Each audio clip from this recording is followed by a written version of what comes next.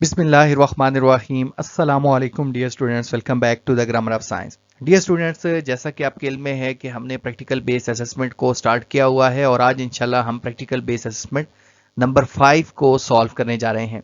इसके अगर हम टाइटल की तरफ जाएं तो इसका जो टाइटल है वो ये है कि determine the specific heat of a liquid और a metal using the method of mixture. यानी मेथड ऑफ मिक्सचर का यूज करके हमने स्पेसिफिक हीट फाइंड आउट करनी है किसी लिक्विड की या फिर मेटल की। लेकिन इस प्रैक्टिकल बेस्ड असेसमेंट में हम जो सॉल्व करने जा रहे हैं वो किसी मेटल की स्पेसिफिक हीट को फाइंड आउट करने जा रहे हैं। जो हमारे पास लिक्विड की स्पेसिफिक हीट है उसको भी बिल्कुल ऐसे ही फाइंड आउट किया जा सकता है और प्ले लिस्ट के अंदर उसको हमने फाइंड आउट किया हुआ है। प्रैक्टिकल बेस असेसमेंट की प्लेलिस्ट नहीं, मैं फिजिक्स की प्लेलिस्ट की बात कर रहा हूं, उसके अंदर हमने इसको सॉल्व किया है। तो अब हम अगर इसमें देखें कि हमने क्या क्या जो है वो स्टडी करना है, तो सबसे पहले हम इसकी थ्योरी को समझेंगे, इसके बिहाइंड जो कॉन्सेप्ट है उसको लेंगे, फिर एपरेटस की मूव करेंगे, देन फिर हम प्रोसीजर की तरफ जाएंगे, उसके बाद फिर ऑब्जर्वेशन और कैलकुलेशन की तरफ मूव करेंगे और last but not least we will study the short questions regarding this practical. तो बिना टाइम वेस्ट किए चलते हैं और अंडरस्टैंड करते हैं प्रैक्टिकल बेस असेसमेंट नंबर 5 को। Dear students, measurement of specific heat of solids and liquids में सबसे पहले हम ये देख लेते हैं कि स्पेसिफिक हीट का ये जो वर्ड आ रहा है इसका क्या मतलब है। अच्छा, स्पेसिफिक हीट किसे कहते हैं? स्पेसिफिक हीट का मतलब ये होता है कि कोई सब्सटेंस कितनी हीट एब्जॉर्ब करता है कब, जब उसका टेम्परेचर आप 1 केल्विन या 1 सेल्सियस राइज करते हैं। यानी इसको हमने ये कहा है कि ये प्रॉपर्टी है किसी मटेरियल की कि वो हीट कितनी एब्जॉर्ब करता है या फिर लॉस करता है। ये दोनों तरह से है कि कोई सब्सटेंस कितनी हीट एब्जॉर्ब या फिर लॉस करता है। अब क्वेश्चन ये राइज होता है कि कब वो हीट एब्जॉर्ब या लॉस करेगा। जब हम उसको स्टडी कर रहे हैं तो इसका आंसर ये है कि जब उसका टेम्परेचर चेंज होगा 1 केल्विन या फिर 1 सेल्सियस। यानी जब इसका टेम्परेचर 1 केल्विन या 1 सेल्सियस राइज होगा तो उस दौरान ये जितनी अमाउंट की हीट एब्जॉर्ब करेगा वो इसकी स्पेसिफिक हीट कहलाती है। अच्छा, और दूसरा, इस डेफिनेशन में जो स्पेसिफिक हीट की डेफिनेशन की है वहां हमने मास 1 kg रखा है, तभी हमने यहां वर्ड स्पेसिफिक का यूज किया है। अगर हम 1 kg यहां ना लिखते तो ये वर्ड जो है वो स्पेसिफिक ना होता, जस्ट हीट कैपेसिटी होता।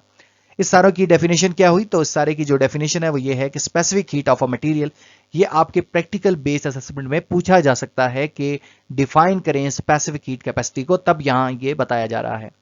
Specific heat capacity of a material is the amount of heat absorbed or lost to change the temperature of 1 kg of its substance by 1 kelvin और 1 डिग्री सेल्सियस। यानी temperature change होता है वो Celsius या फिर kelvin में equal होता है। इससे फर्क नहीं पड़ता कि आप केल्विन बोल दें या फिर डिग्री सेल्सियस बोल दें। अच्छा जी, नेक्स्ट अगर हम मूव करें तो इसकी ये जो मैथमेटिकल फॉर्म है, देखा ही गया है कि जो सब्सटेंस हीट एब्जॉर्ब या लॉस्ट करता है वो डिपेंड करता है कि उसका मास कितना है। जितना ज्यादा मैसिव बॉडी होगी उतनी ज्यादा वो हीट एब्जॉर्ब करेगी। जैसे ये बड़ा क्यूब है तो ये ज्यादा हीट एब्जॉर्ब करेगा, इसका छोटा मैस है ये तो ये कम हीट एब्जॉर्ब करेगा। इसके साथ दूसरी जो चीज है वो ये है कि जितना आप टेम्परेचर चेंज करेंगे उतनी ही ज्यादा वो सब्सटेंस हीट एब्जॉर्ब करेगा। ये हम जल्दी जल्दी देख रहे हैं इसको क्योंकि ये चीज आप फिजिक्स में अंडरस्टैंड कर कर आए हैं, जस्ट हम एक तरह से रिवाइज कर रहे हैं।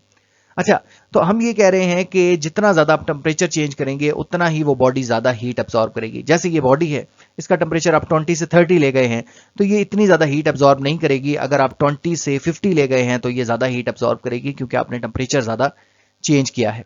तो इन दो इक्वेशन को तो कंबाइनली हम लिख सकते हैं कि Q is directly proportional to M and directly proportional to del T। यहां प्रोपोर्शनलिटी का साइन खत्म करें तो C आता है और ये जो C है वो स्पेसिफिक हीट ही है।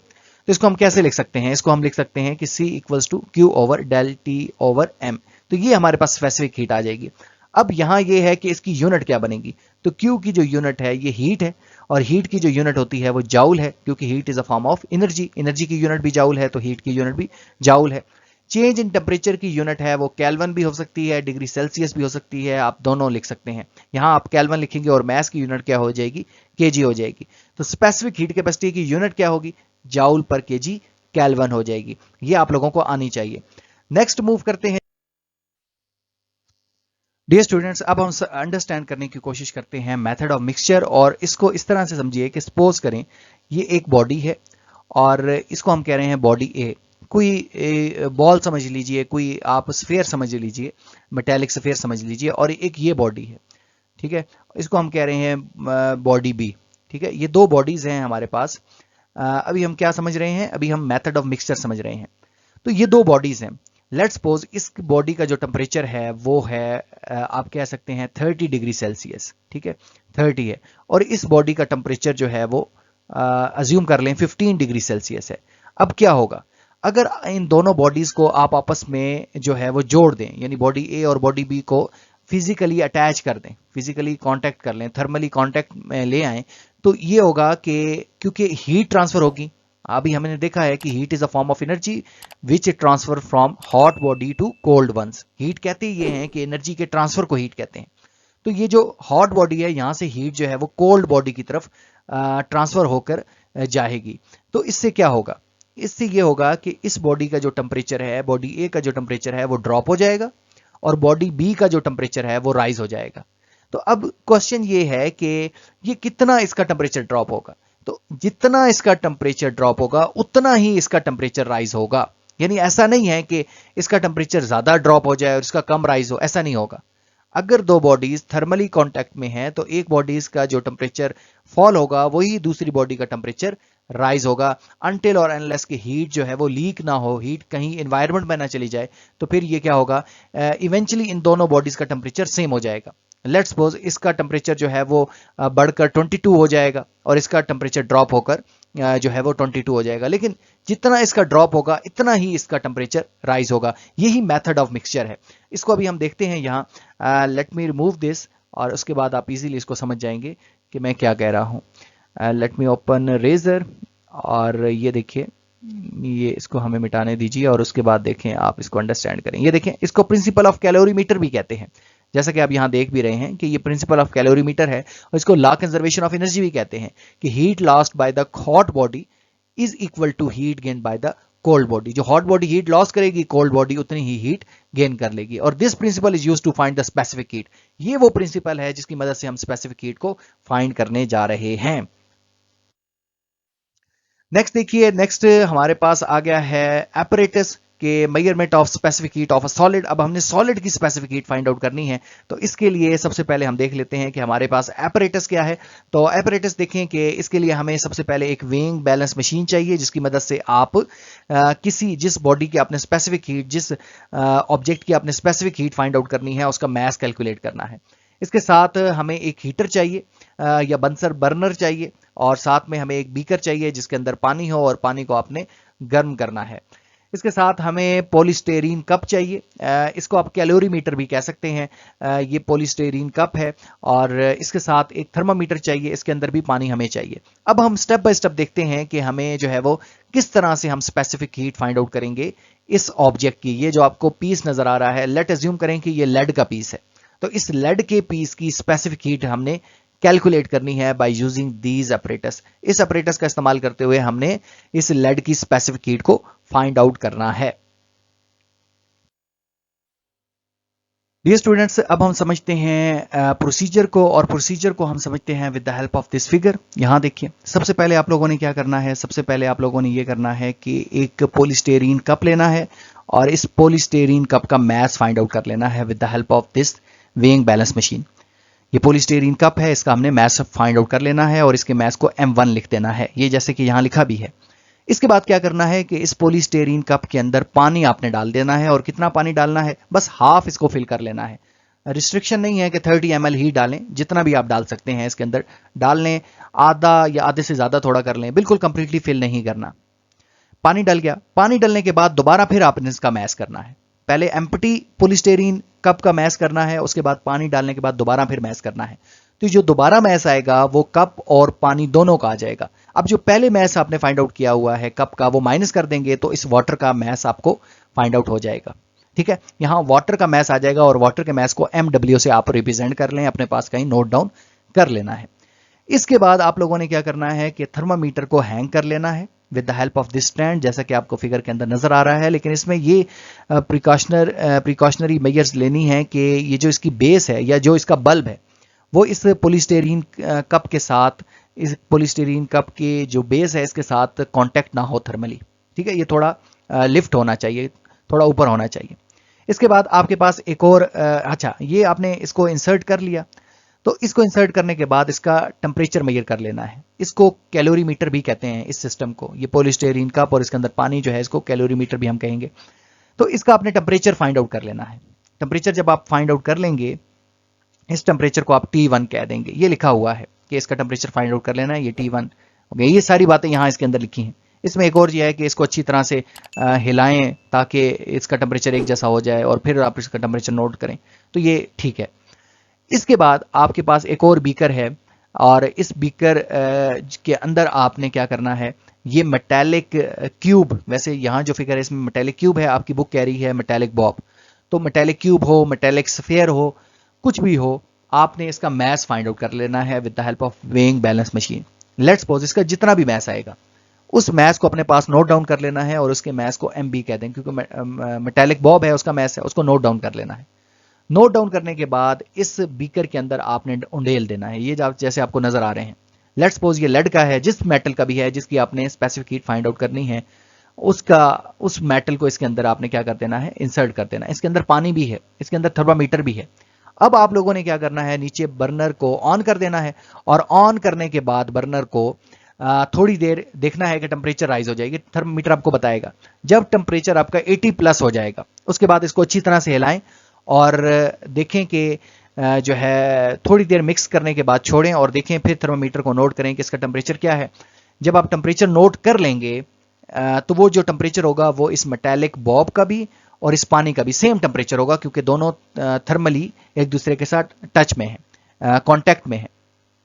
तो जब आप इसको नोट डाउन कर लेंगे तो फिर क्या करना है आप लोगों ने, फिर ये करना है कि इस मेटालिक बॉब को यहां से निकाल कर इस दूसरे बीकर इसके अंदर आपने इंसर्ट कर देना है। इसका टेम्परेचर नोट डाउन करने के बाद लेट्स सपोज इसका टेम्परेचर 80 है या 84 है, यहां टेम्परेचर नोट कर लिया और इसको उठाकर इसके अंदर मिक्स कर लेना है। जब आप इसके अंदर मिक्स करेंगे तो ये हॉट है, ये जो मेटालिक बॉब है ये गर्म हुआ है और ये पानी क्या है, ठंडा है। तो जब आप इसके अंदर करेंगे तो इस मेटालिक बॉब का, इसको इसके अंदर हिलाएंगे, मिक्स करेंगे तो मेटालिक बॉब का टेम्परेचर फॉल होगा और इस पानी का टेम्परेचर राइज होगा और एट द एंड दोनों का टेम्परेचर एक जैसा हो जाएगा। अब नेक्स्ट वो जो टेम्परेचर की वैल्यूज हैं उसको हम देखते हैं कैलकुलेशंस में, ऑब्जर्वेशन में, कि कैसे हमने उसको कैलकुलेट करना है। इसको यहां लिखा भी है, ये सारे वैसे ही है। सबसे पहले हमने क्या किया, ये ऑब्जर्वेशन थी, हमने मैस लिया किसका, कप का 1.6 था। फिर हमने मैस ऑफ कप और मैस ऑफ वाटर दोनों का मैस लिया, वो M2 था। तो अगर हमने वाटर का मैस निकालना है तो ये इसमें से ये वाला मैस निकाल लेंगे तो आपके पास वाटर का मैस आ जाएगा। मैस ऑफ वाटर MW से रिप्रेजेंट किया। फिर जो ब्रास मेटालिक बॉब था या जो लेड मेटालिक बॉब है या जिसकी आप स्पेसिफिक हीट कर रहे हैं, वो मेटल कुछ भी हो सकता है, उसका हमने वेट लिया, वो 90 ग्राम है। लेट्स सपोज यहाँ स्पेसिफिक हीट हमने लिखी, ये हमें पता है वाटर की स्पेसिफिक हीट हमें याद होनी चाहिए। ये लिखे है 4.2 जॉल पर ग्राम केल्विन, ये 4.2 ग्राम में है, लेकिन जॉल पर केजी केल्विन में जब आप जाएंगे तो वो 4200 जॉल पर केजी केल्विन होती है। बेहतर ये है कि आप जॉल पर केजी केल्विन के लिहाज से पुट करें, लेकिन इस जो बुक है, ये स्मार्ट पब्लिशर की जो बुक है, इसमें 4.2 जॉल पर ग्राम केल्विन के लिहाज से पुट की गई है। इनिशियल टेम्परेचर हमने नोट किया था जिसको T1 कहा था, वो 30 डिग्री सेल्सियस है। फिर हमने टेम्परेचर ऑफ वाटर और मेटालिक बॉब का जो टेम्परेचर नोट किया वो 84 था। मैं आपको कह रहा था ना कि 80 के दरमियान, तो ये 84 है। ठीक हो गया। अब देखें फाइनल टेम्परेचर कितना हो जाएगा। अब इसके बाद क्या करना है, ये हमने अलग अलग टेम्परेचर नोट डाउन कर लेना है। इसके बाद हमने ये करना है कि वो जो हमारे पास जो मेटालिक बॉब है जिसका टेम्परेचर 84 है, उसको वहां से निकालना है और कैलोरीमीटर जो ठंडा पानी है जिसका टेम्परेचर हमारे पास 30 है उसके अंदर डाल देना है। ये जो मेटालिक बॉब है इसको यहां से निकालकर with the help of plier आप इसको यहां से निकालकर जो ठंडा पानी है, कोल्ड वाटर है, उसके अंदर आपने डाल देना है। यानी 84 टेम्परेचर हॉट ऑब्जेक्ट को हम ठंडे पानी में डाल रहे हैं, तो ठंडे पानी का टेम्परेचर क्या हो जाएगा, राइज हो जाएगा, और इस मेटालिक बॉब का टेम्परेचर क्या हो जाएगा, फॉल हो जाएगा with respect to time. Time के लिहाज से थोड़ा टाइम के बाद ऐसा होगा। तो अब क्या होगा, थोड़ी देर बाद आपने देखा कि वो जो टेम्परेचर T1 था, इसका टेम्परेचर जो है वो अचीव हो गया, T हो गया, और वो टेम्परेचर कितना हो गया, 41 डिग्री सेल्सियस होगा। तो अब हमने ये देखना है कि जो राइज इन टेम्परेचर आया पॉलीस्टीरीन कप का, क्योंकि ये ठंडा था, इसका टेम्परेचर 30 था, इसके अंदर इसका टेम्परेचर में एडिशन हो गई। ठीक है, तो कितना चेंज आया, तो पहले इसका टेम्परेचर था, बाद में जो इसका टेम्परेचर था वो 41, और जो पहले टेम्परेचर हो गया वो कितना हो गया, 30 डिग्री सेल्सियस हो गया। तो इन दोनों को माइनस करें तो आपके पास 11 डिग्री सेल्सियस आता है।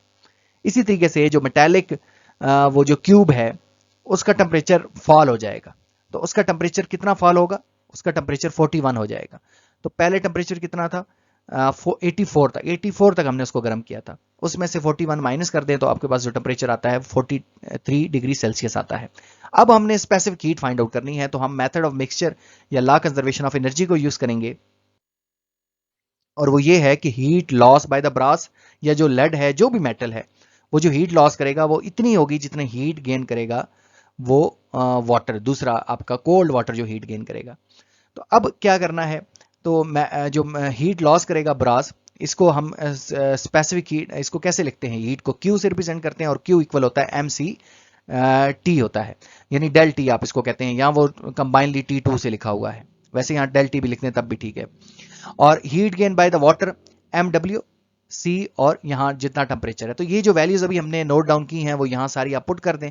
C2 क्या है, specific heat of this brass है, और C1 क्या है, स्पेसिफिक हीट ऑफ वाटर है जो हमें लिखी है, वो यहाँ सारी पुट कर देंगे, तो यहाँ स्पेसिफिक हीट आ जाएगी इसकी, किसकी, इस ब्रास की स्पेसिफिक हीट को हम फाइंड आउट कर लेंगे। अगर किसी चीज में आपको अभी भी समझ नहीं आई तो आप वीडियो को पीछे लेकर जाइए और दोबारा अंडरस्टैंड करने की कोशिश करें, इतनी मुश्किल चीजें नहीं है, बड़ी आसान है। अब हम मूव करते हैं इसके क्वेश्चन जो कि एग्जाम में पूछे जा सकते हैं।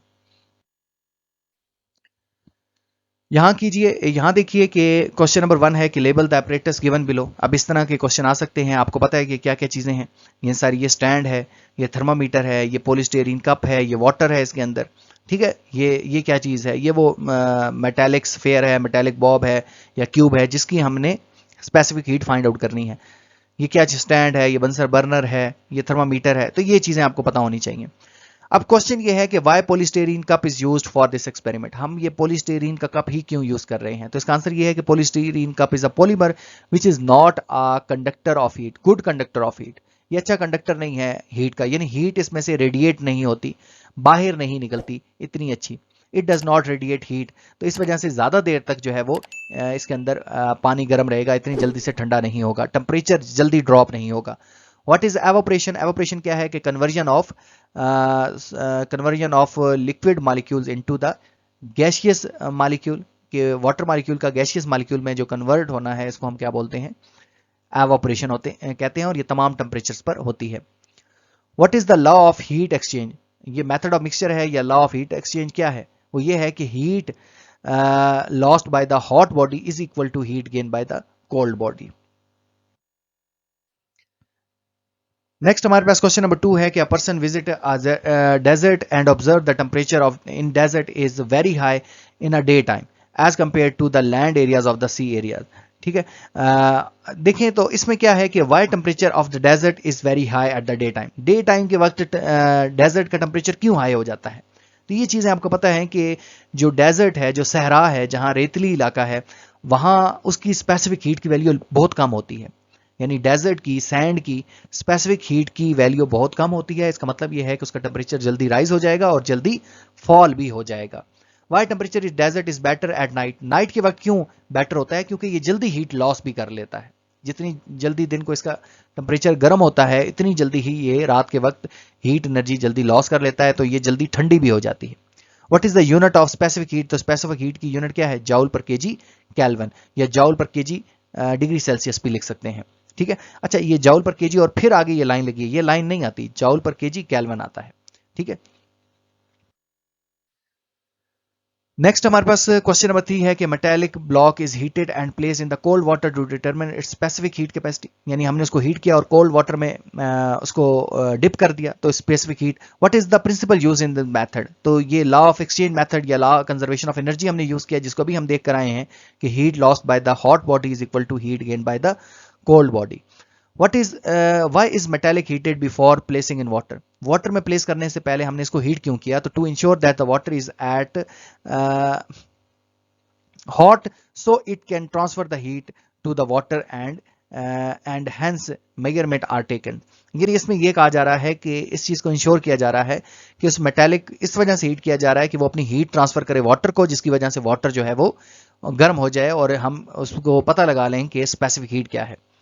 नेक्स्ट हमारे पास है कि right the specific heat capacity of water, specific heat capacity of water को राइट करें तो वाटर की जो स्पेसिफिक हीट कैपेसिटी है 4190 है एग्जैक्ट, लेकिन अप्रोक्सीमेटली 4200 जाउल पर केजी केल्विन भी आप इसको कह सकते हैं।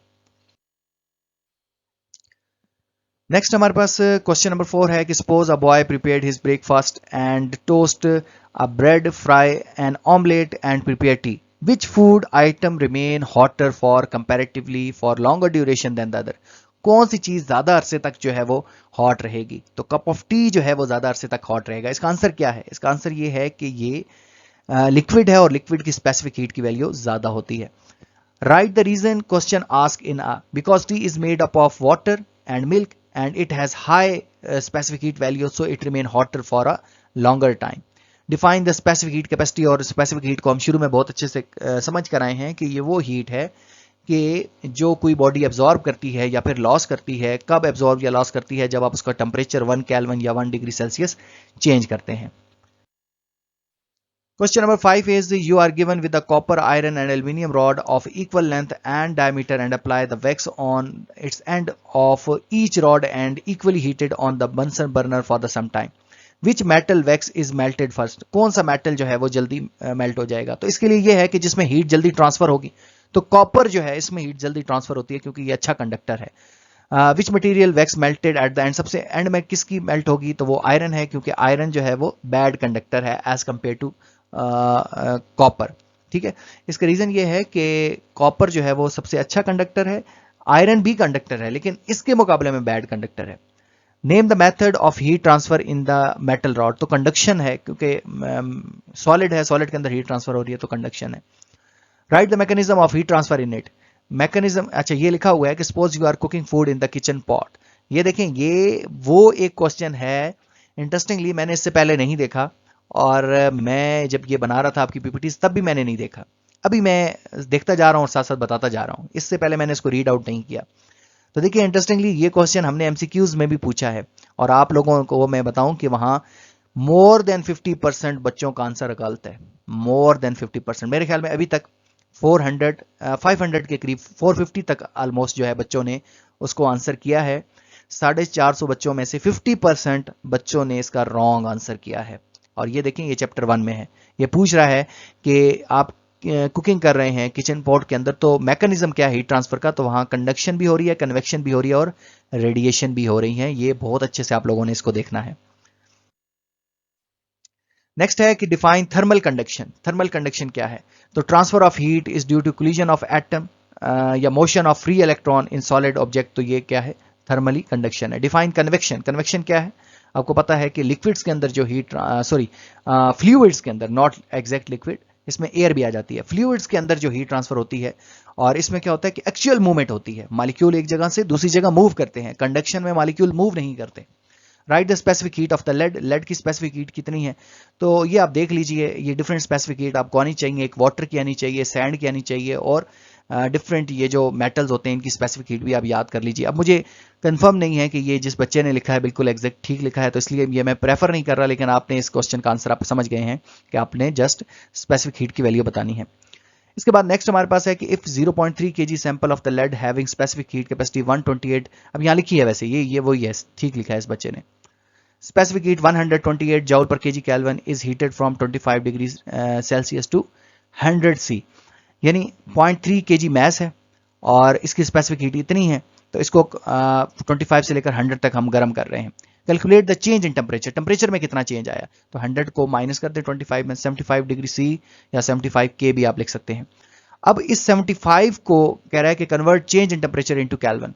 केल्विन में आप कन्वर्ट करें, ये जो चेंज इन टेम्परेचर 75 के अंदर आप 273 ऐड कर दें तो ये जो है वो केल्विन में आ जाएगा। अच्छा, यहाँ मैं एक और बात बताऊं कि अगर आप ये देखें ना कि ये जो चेंज इन टेम्परेचर है 75 C, तो ये इक्वल होता है 75 केल्विन के। चेंज इन टेम्परेचर आप इसको पहले डायरेक्टली करके देखेंगे तो ये इक्वल होगा, लेकिन यहाँ चेंज इन टेम्परेचर को कहा जा रहा है कि वो आप केल्विन में लेकर जाएं तो 273 आपने ऐड करना है। Calculate how much heat is absorb to raise its temperature from. अब आपने हीट बतानी है कि हीट कितनी एब्जॉर्ब करेगा, तो Q is equal to MC del T। M आपके पास मैस कितना है? 0.3 kg है। C कितनी है? ये है। और डेल T कितना है? चेंज इन टेम्परेचर कितना है? तो 75 डिग्री सेल्सियस है। केल्विन में भी ये 75 है, ये बच्चे ने यहाँ गलत पुट किया है। चेंज इन टेम्परेचर कितना है? 75 केल्विन है। यहाँ चेंज इन टेम्परेचर को हम जब केल्विन में कन्वर्ट कर रहे हैं तब 348 लिखा है।